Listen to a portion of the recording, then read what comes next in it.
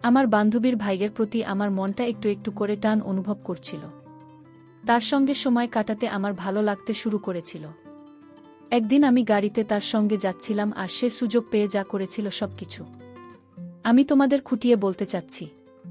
এটা কিছুদিন আগের কথা, যখন আমার এক বান্ধবীর বিয়ে হচ্ছিল। বিয়ের আগেই আমার বান্ধবী আমাকে তার বাড়িতে ডেকে নিয়েছিল। আমি যখন তার বাড়ি পৌঁছালাম তখন প্রথমবার তার ভাইকে দেখলাম। বিশ্বাস হচ্ছিল না যে সে আমার বান্ধবীর ভাই, কারণ সে দেখতে অনেক স্মার্ট আর আকর্ষণীয় ছিল। প্রথম দেখাতেই মনে মনে ভাবতে শুরু করলাম যদি সে আমার সঙ্গে কথা বলতো। কিন্তু আমি জানতাম না যে বিয়ের মধ্যে আমার সঙ্গে এমন কিছু ঘটবে। যখন সবাই নিজেদের কাজে ব্যস্ত হয়ে গেল তখন আমার বান্ধবীর ভাই আমাকে একটা ইশারা করল। আমার নাম পূর্ণিমা, বয়স 40। আমি পার্টনার মেয়ে, আমার গায়ের রং ফর্সা আর লোকে বলে আমি দেখতে খুব সুন্দর। আমার পাড়ার ছেলেরা আমার সঙ্গে কথা বলতে চায়, কিন্তু আমি তাদের কখনো পাত্তা দিতাম না। 3 মাস আগে আমার স্বামীর সঙ্গে আমার ডিভোর্স হয়ে গেছে। এখনও আমার কোনো সন্তান নেই, কারণ বিয়ের পর থেকেই আমার স্বামীর সঙ্গে আমার সম্পর্ক ভালো ছিল না, তাই তার সঙ্গে কখনো সুখ পাইনি। ডিভোর্সের পরেও আমার থাকতে বা খেতে কোনো অসুবিধা হয়নি, কারণ আমি নিজের রোজগারেই নিজের খরচ চালিয়ে নিতে পারি। ডিভোর্সের পর আমি একটা আলাদা বাড়ি নিয়ে একা থাকতে শুরু করেছিলাম। একদিন আমার কলেজের সবচেয়ে কাছের বান্ধবী মনি ফোনে এলো। অনেকদিন পর তার ফোন এসেছিল। সে আমাকে বলল যে তার বিয়ে ঠিক হয়ে গেছে। আমি তাকে অভিনন্দন জানালাম। সে আমাকে বলল বিয়ের কিছুদিন আগে আমাকে তার বাড়িতে যেতে হবে, কারণ আমি তার সবচেয়ে ভালো বান্ধবী, তাই সে আমাকে আগে থেকেই ডাকছে। আমি হ্যাঁ বলে দিলাম। তারপর থেকে সে আমাকে প্রতিদিন ফোন করতে লাগলো আর জিজ্ঞেস করতে লাগলো আমার যাওয়ার প্ল্যান কি। আমি প্রতিবার বলতাম আমি 1 সপ্তাহ আগে চলে আসব। একদিন আবার তার ফোন এল, সে বলল এখন আর মাত্র 1 সপ্তাহ বাকি। প্রথমে আমি ভাবছিলাম এত তাড়াতাড়ি কারো বাড়ি যাওয়া ঠিক হবে না, তাই তাকে প্রতিদিন নানা অজুহাতে টালছিলাম। কিন্তু সে যখন প্রতিদিন ফোন করতে শুরু করল তখন আর তার কথা এড়াতে পারলাম না। শেষে তাকে বললাম ঠিক আছে, আমি আজ সন্ধ্যার মধ্যে রওনা দিচ্ছি। তার আগে আমি আমার সব জিনিসপত্র গুছিয়ে নিলাম আর সন্ধ্যায় তার বাড়ির উদ্দেশ্যে বাস ধরলাম। পরের দিন সকালে আমি তার বাড়ি পৌঁছে গেলাম। বাস স্ট্যান্ডে সে নিজে আমাকে নিতে এসেছিল। বাড়ি পৌঁছতেই সে আমাকে সবার সঙ্গে পরিচয় করিয়ে দিল। তারপর আমার সব জিনিস একটা ঘরে রাখা হলো। সে বলল এটা তোমার ঘর, এখানে তোমার জিনিসপত্র গুছিয়ে নাও, এখানে কেউ তোমাকে ডিস্টার্ব করবে না। আমি ঘরে গিয়ে বিছানা জিনিসপত্র ছড়িয়ে দিলাম আর একটু ঘুমিয়ে নিলাম, কারণ রাতভর বাসে যাওয়ার জন্য আমি খুব ক্লান্ত হয়ে পড়েছিলাম। যখন ঘুম ভাঙল তখন সন্ধ্যা হয়ে গেছে। আমি তৈরি হয়ে নিচে নেমে এলাম। নিচে পৌঁছতেই মনীষা আমাকে তার কাছে ডাকল। সে আমাকে তার বিয়ের জামাকাপড় দেখাতে লাগল। সামনে মনীষার ভাই বসেছিল। আমি তখনও জানতাম না যে সে মনীষার ভাই। তার আমাকে দেখার ভঙ্গিটা একটু অদ্ভুত লাগছিল। সে অনেকক্ষণ ধরে আমার সামনেই বসেছিল। আমি তাকে এড়িয়ে যাওয়ার চেষ্টা করলাম, কিন্তু সে বারবার আমার চোখের সামনে এসে পড়ছিল। আমি যখন মনীষার পাশে বসেছিলাম তখন আমাদের স্কুলের কিছু বন্ধু এসে পড়ল। আমরা অনেক গল্প করলাম। গল্প করতে করতে সবাই নিজেদের স্বামীদের কথা বলতে শুরু করল, কিন্তু আমি চুপচাপ বসে রইলাম। আমার স্বামী ভালো মানুষ ছিল না, তাই আমার তার সঙ্গে তাড়াতাড়ি ডিভোর্স হয়ে গেছে। কিছুক্ষণ পর মনীষার ভাই সেখান থেকে চলে গেল। তখন আমি মনীষার কাছে তার সম্পর্কে জিজ্ঞেস করলাম। সে বলল সে আমার ভাই, নাম মানব, আগে চাকরি করত কিন্তু এখন বাড়িতেই থাকে। এভাবে সন্ধ্যায় খাওয়া হলো আর সবাই নিজেদের ঘরে ঘুমোতে চলে গেল। আমি বিছানায় শুয়ে পড়লাম, কিন্তু ঘুম আসছিল না। আমার মাথায় শুধু মানবের কথা ঘুরছিল। আমি মনীষাকে ফোন করে আমার ঘরে ডাকলাম। আমরা দুজনে গল্প শুরু করলাম। গল্প করতে করতেই মনীষার ভাই মানব মনীষাকে খুঁজতে আমার ঘরে এসে পড়ল। মনীষার ভাইকে দেখে আমার কেন জানাবে বেশ অস্বস্তি হচ্ছিল। সে কিছুক্ষণ আমাদের সঙ্গে বসে গল্প করল। আস্তে আস্তে সে আমাদের কথায় মিশে গেল। তার উপস্থিতিতে আমার মনে একটা অদ্ভুত অনুভূতি হচ্ছিল, যেটা আগে কখনো অনুভব করিনি। সে বেশ সহজভাবে আর ভদ্রভাবে কথা বলছিল, কিন্তু আমার অস্থিরতা বাড়ছিল। মানবের ব্যক্তিত্ব এতটাই প্রভাবশালী ছিল যে তার কথাগুলো মনে গভীর ছাপ ফেলে যাচ্ছিল। তার চোখে একটা অদ্ভুত নিষ্পাপ ভাব আর অভিজ্ঞতার মিশেল ছিল। আমি মনীষার দিকে তাকালাম। কিন্তু সে নিজের গল্পে মগ্ন ছিল। আমি বুঝতে পারছিলাম না এই পরিস্থিতি কিভাবে সামলাই। কিছুক্ষণ পর মানব উঠে চলে গেল, কিন্তু তার চলে যাওয়ার পরেও আমার মন অস্থির ছিল। আমি ভাবতে থাকলাম তার উপস্থিতি আমাকে এতটা কেন বিচলিত করে, এটা কি আমার অতীতের কোনো অসমাপ্ত অংশের সঙ্গে জড়িত নাকি অন্য কিছু। সেই রাতে আমি অনেকক্ষণ জেগে থাকলাম তার কথা আর তার চোখে লুকানো ভাবগুলো নিয়ে ভাবতে থাকলাম। এই অনুভূতিগুলো আমাকে ভেতর থেকে নাড়িয়ে দিচ্ছিল। সে রাতে বড় কষ্টে ঘুমালাম। সকালে মনীষা আমাকে দেখে তুলে বলল, নাস্তা তুলি। আমি অনিচ্ছা সত্ত্বেও তৈরি হয়ে নিচে গেলাম। মানব তখনই সেখানে ছিল। আমাকে দেখে সে হালকা হাসল আর তারই সাধারণ ইশারায় আমি আরও স্বস্তিতে পড়লাম। নাস্তা করলাম, কিন্তু মনে অনেক প্রশ্ন ঘুরছিল। সেদিন মনীষা আমাকে বাজারে যাওয়ার জন্য বলল। আমরা দুজনে বাজারে গেলাম, অনেক কেনাকাটা করলাম। কিন্তু আমার মন বারবার মানবের দিকে টানছিল। এটা কি ঠিক? আমার কি তার সম্পর্কে এভাবে ভাবা উচিত? আমার মন আর হৃদয়ের মধ্যে যেন একটা লড়াই চলছিল। সন্ধ্যায় যখন বাড়ি ফিরলাম, মানব বাগানে বসেছিল। মনীষা আমাকে তার পাশে বসতে বলে নিজের ভেতরে চলে গেল। এই প্রথম আমি মানবীর সঙ্গে একা কথা বলছিলাম। সে আমার কাজ, আমার পছন্দ আর জীবন নিয়ে অনেক কথা জিজ্ঞেস করল। তার কথা শুনে মনে হচ্ছিল যেন সে আমাকে বোঝার চেষ্টা করছে। তার সহজ ভাব আর ভদ্রতা আমাকে আরও মুগ্ধ করল। আমি তাকে আমার ডিভোর্স আর অতীতের কিছু অভিজ্ঞতার কথা একটু একটু করে বললাম। সে বড় ধৈর্য নিয়ে সব শুনল। তার মুখে কোনো বিচার বা সমালোচনার ভাব ছিল না, শুধু একটা গভীর বোঝাপড়া ছিল। সে রাতে যখন আমি ঘরে ঘুমাতে গেলাম, তখন বুঝলাম আমি তার সম্পর্কে না চাইতেও বেশি ভাবছি। এই অনুভূতিগুলো আমার কাছে নতুন ছিল, কিন্তু সঙ্গে ভয়ও লাগছিল। এটা কি ঠিক? এটা কি শুধু আমার একাকিত্বের ফল নাকি অন্য কিছু? পরের দিন থেকে আমি মানবের সঙ্গে কথা বলা এড়িয়ে চলতে লাগলাম, কিন্তু তার উপস্থিতি আমি তবুও টের পাচ্ছিলাম। আস্তে আস্তে আমার মনের জট বাড়তে লাগল। কয়েকটা দিন কেটে গেল, কিন্তু আমার মনের উথালপাথাল থামল না। আমি যতই মানব থেকে দূরে থাকার চেষ্টা করছিলাম, ততই তার উপস্থিতি আমাকে আরও কাছে টানছিল। মনীষা হয়তো আমার মনের অবস্থা বুঝতে পেরেছিল, কিন্তু কিছু বলেনি। একদিন সে আমাকে জিজ্ঞেস করল, তুই ঠিক আছিস তো? আমার মনে হচ্ছে তুই কিছু নিয়ে চিন্তিত। আমি তার কথা এড়িয়ে গিয়ে বললাম, সব ঠিক আছে। কিন্তু মনীষা জোর দিয়ে বলল, যদি কিছু থাকে তাহলে আমাকে বলতে পারিস। তার গম্ভীরতা দেখে আমার মন ভারী হয়ে গেল, কিন্তু আমি মানবের কথা তাকে বলার সাহস জোগাড় করতে পারলাম না। সেই সন্ধ্যায় মনীষা একটা ছোট্ট পার্টির আয়োজন করল। সেখানে কিছু পুরনো বন্ধু আর পরিবারের লোকজন এল। আমিও তৈরি হয়ে পার্টিতে গেলাম। পার্টির মাঝে আমি লক্ষ্য করলাম মানব বারবার আমার দিকে তাকাচ্ছে। তার চোখে এমন কিছু ছিল যা আমাকে ভেতর থেকে নাড়িয়ে দিচ্ছিল।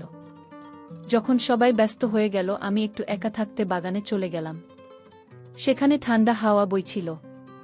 আমি ভাবলাম একা থাকলে হয়তো মনের জট কিছুটা কমবে।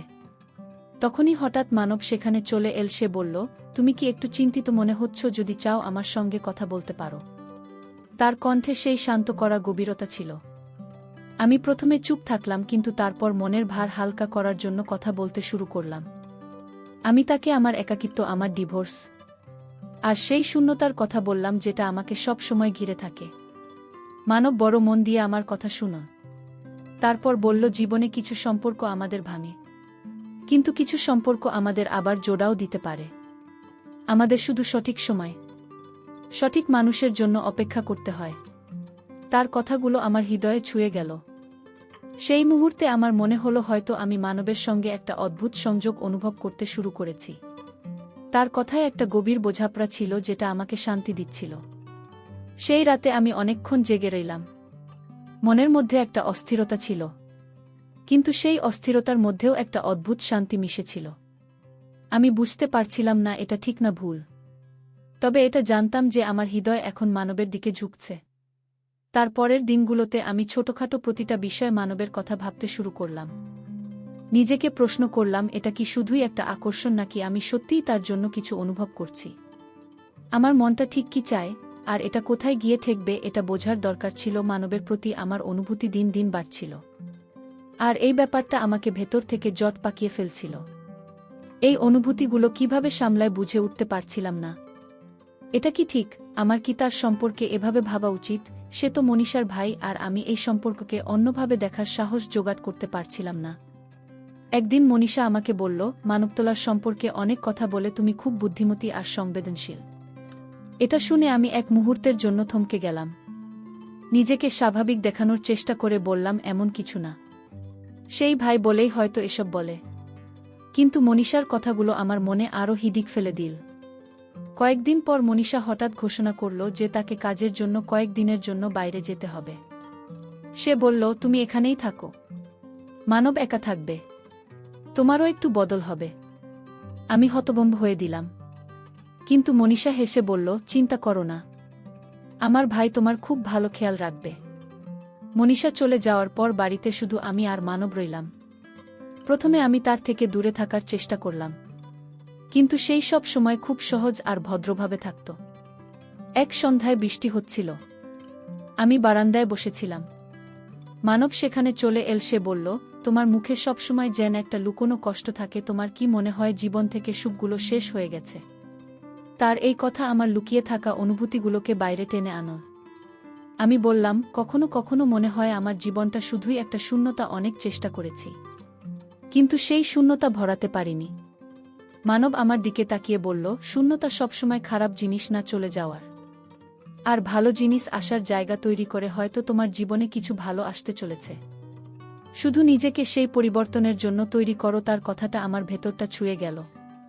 প্রথমবার মনে হলো মানবের সঙ্গে কথা বলা আমাকে একটা স্বস্তি দেয়, এমন শান্তি যেটা আমি অনেক দিন ধরে অনুভব করিনি। সে রাতে আমি অনেকক্ষণ জেগে ভাবলাম, আমি কি তার সঙ্গে আমার মনের কথা বলতে পারি? এটা কি ঠিক হবে? পরের দিন আমরা দুজনে চা খাচ্ছিলাম। আমি সাহস জুটিয়ে তাকে জিজ্ঞেস করলাম, যদি কাউকে পছন্দ করো কিন্তু পরিস্থিতি সেটাকে জটিল করে দেয়, তাহলে তুমি কি করবে? সে হেসে বলল, প্রতিটা সম্পর্ক পরিস্থিতি দেয় না, হৃদয় দিয়ে শুরু হয়। যদি সেই সম্পর্ক সত্যি হয়, তাহলে পরিস্থিতি নিজেই সঠিক পথ দেখিয়ে দেবে। তার এই কথা আমার মনের সব প্রশ্নের উত্তর দিয়ে দিল। আমি বুঝলাম মানবের প্রতি আমার অনুভূতিগুলো শুধু আকর্ষণ নয়, সেগুলো আমার জীবনে সেই শূন্যতাকে ভরিয়ে তুলছিল, যেটা আমাকে এতদিন ভেতর থেকে কুড়ে খাচ্ছিল। এখন প্রশ্ন ছিল, আমি কি আমার মনের কথা তার সামনে তুলে ধরব, নাকি এই অনুভূতিগুলো মনে চেপে তার বন্ধুত্বের সম্মান করব? আমার মন আর হৃদয় দুটোই জটে পড়েছিল। তবে এটা নিশ্চিত যে মানবের প্রতি আমার অনুভূতি এখন আমার জীবনের একটা অংশ হয়ে গেছে। আগে যা হবে তার সময় আর পরিস্থিতি ঠিক করবে। কিন্তু সেদিন প্রথমবার মনে হলো আমার জীবনের সুখ ফিরে আসার আশা আবার জেগে উঠেছে। আরও কয়েকটা দিন কেটে গেল। বাড়িতে মানবের সঙ্গে আমার কথাবার্তা স্বাভাবিক হয়ে গেছিল, কিন্তু আমার হৃদয়ে তার উপস্থিতি আরও গভীর ছাপ ফেলতে শুরু করল। আমি নিজেকে আটকানোর পুরো চেষ্টা করতাম, কিন্তু প্রতিবার তার সরলতা, তার অভিজ্ঞতা আর কথার মধ্যে লুকানো বোঝাপড়া আমাকে আরও টেনে নিত। এক সন্ধ্যায় মানব বাগানে বসেছিল, হালকা ঠান্ডা হাওয়া বইছিল, চারপাশটা খুব শান্ত। হঠাৎ সে বলল, তোমার মুখে একটা অদ্ভুত জটিলতা দেখা যায়, তুমি কি আমাকে কিছু বলতে চাও? তার প্রশ্ন আমাকে নাড়িয়ে দিল। আমি কিছু বলতে পারলাম না। মনে অনেক কথা ঘুরছিল, কিন্তু কিভাবে বলব বুঝে উঠতে পারছিলাম না। শেষে গভীর নিঃশ্বাস নিয়ে বললাম, মানব, আমি তোমাকে কিছু বলতে চাই, কিন্তু ভয় হয় তুমি ভুল বুঝবে। সে বড় সহজ কণ্ঠে বলল, তুমি আমার উপর ভরসা করতে পারো, যা আছে পরিষ্কার বলো। আমি ইতস্তত করে বললাম, তোমার উপস্থিতি আমাকে অনেক শান্তি দিয়েছে। তোমার সঙ্গে কথা বলে মনে হয় হয়তো আমি আবার নিজেকে চিনতে পারব।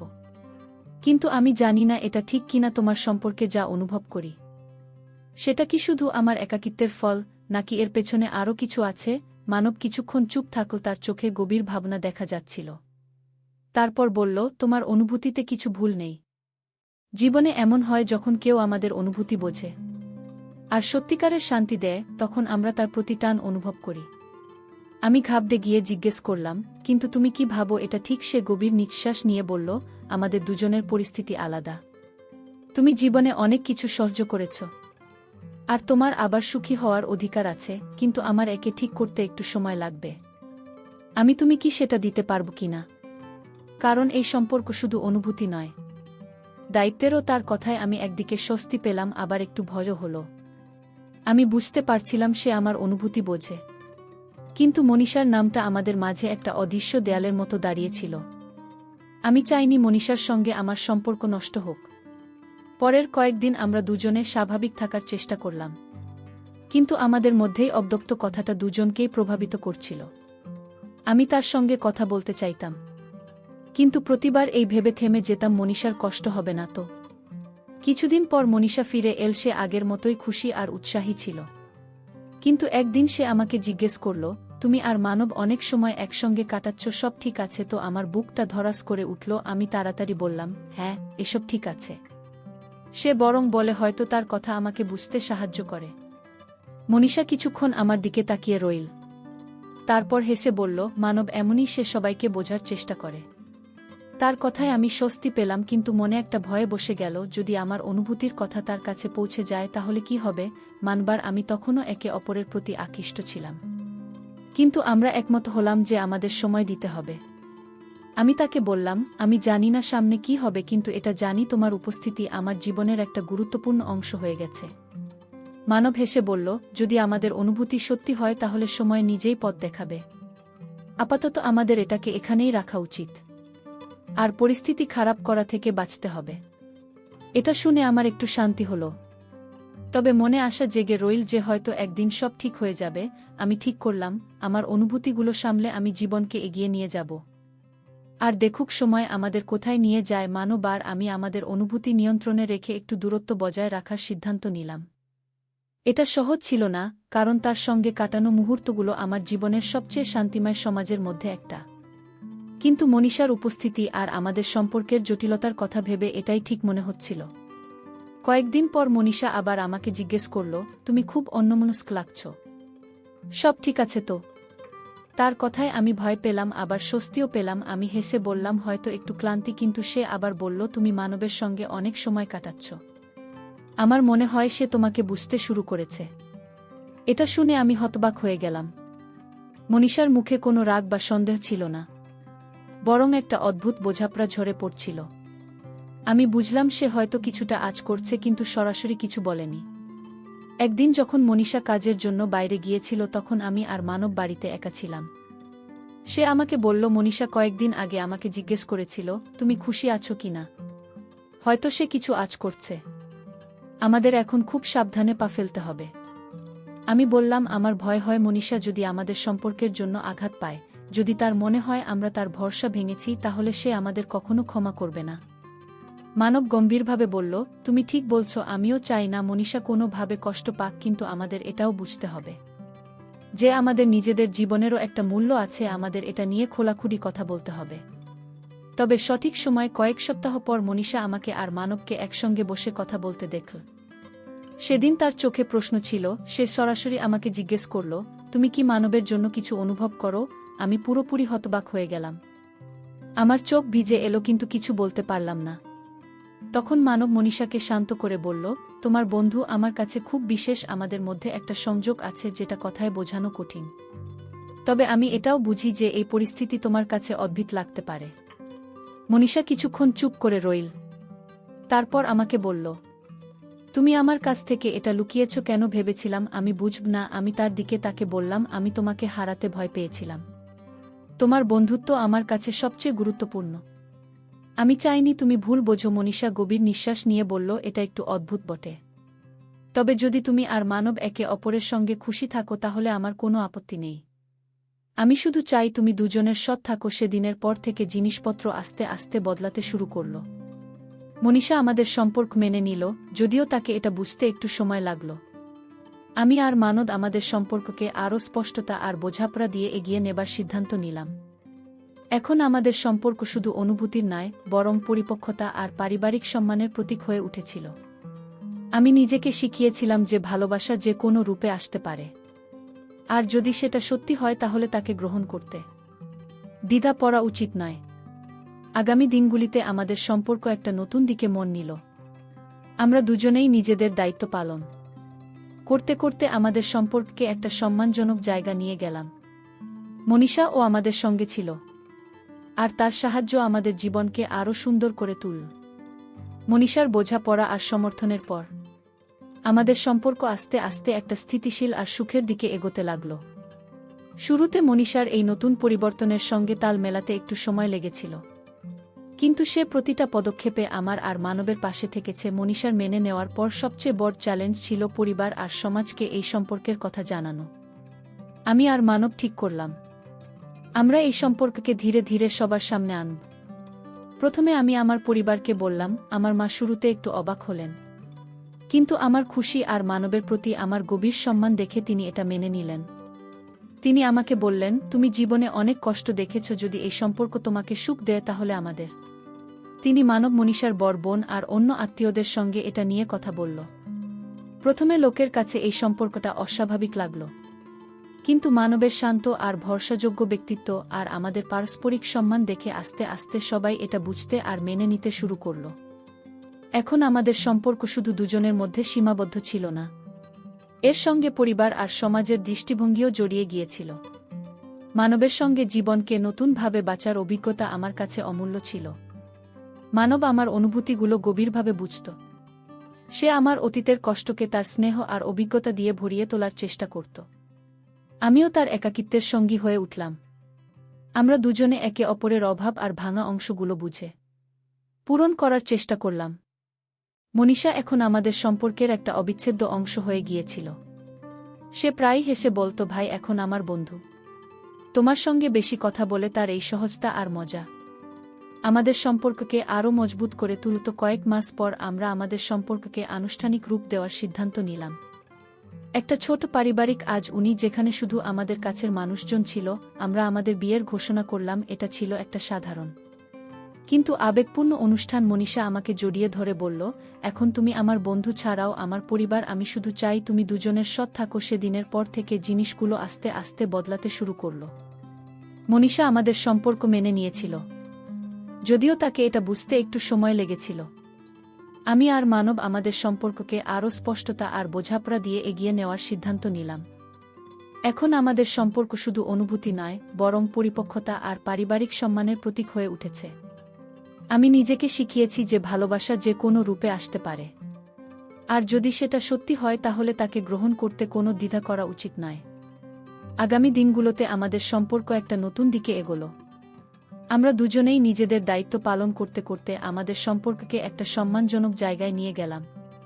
মনীষা আমাদের সঙ্গে ছিল, আর তার সমর্থন আমাদের জীবনকে আরও সুন্দর করে তুলল। এই গল্পটা শুনে আপনাদের কেমন লাগলো? আপনারা কি ভাবছেন? দয়া করে আপনাদের মতামত কমেন্ট বাক্সে লিখে জানান। যদি গল্পটা আপনাদের ভালো লেগে থাকে তাহলে ভিডিওটি লাইক করতে ভুলবেন না।